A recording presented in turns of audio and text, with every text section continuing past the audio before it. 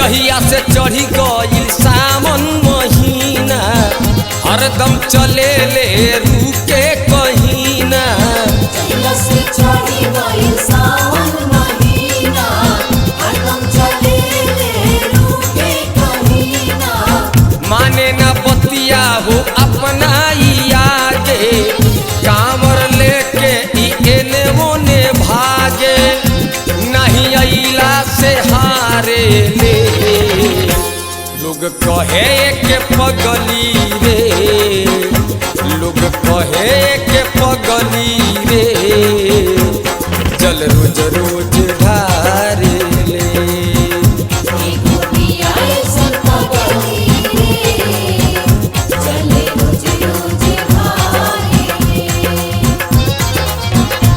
लोग कहे के पगली रे चल रोज रोज ढारे ले।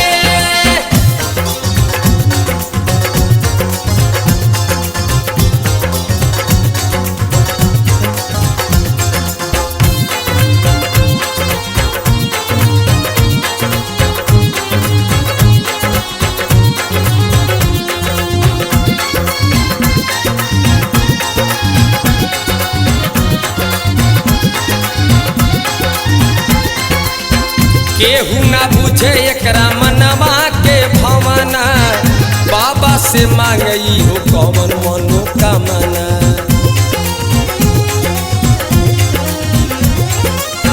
का जाने कैसन करवावे कहानी भोला के ऐसन ना देखनी दीवानी भोला के ऐसन ना देखनी दीवानी। तो कबो नहीं भूले ले आके देवल बहारे ले।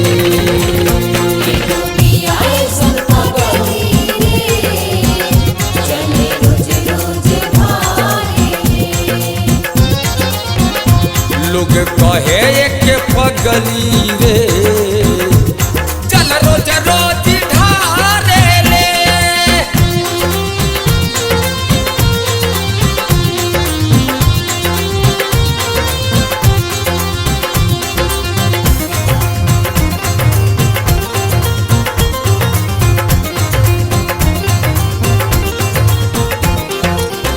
जब जब देखे ले गर्दन में सांप हो संदे न जाले दरही पर कांप हो।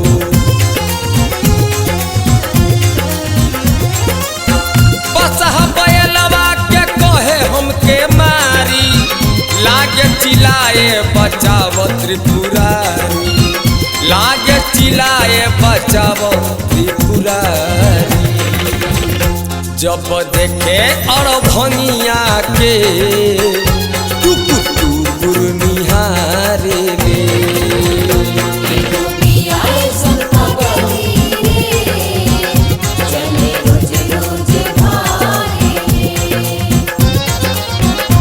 लोग कहे के पगली रे चल रोज रोज ढारे ले।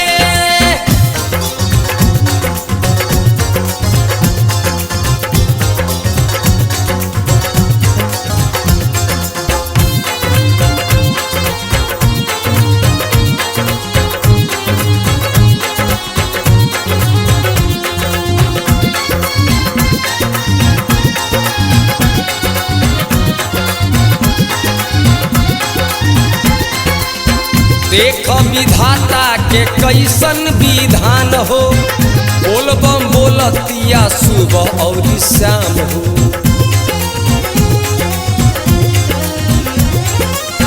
राधे श्याम रसिया अरे भैली हले डगरी साथे साथे हर केस चल तारे नगरी साथे साथे हर केस चल तारे नगरी।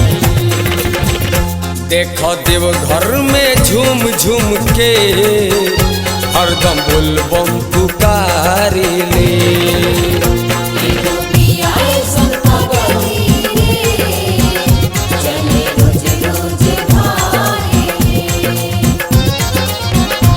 लोग कहे के पगली रे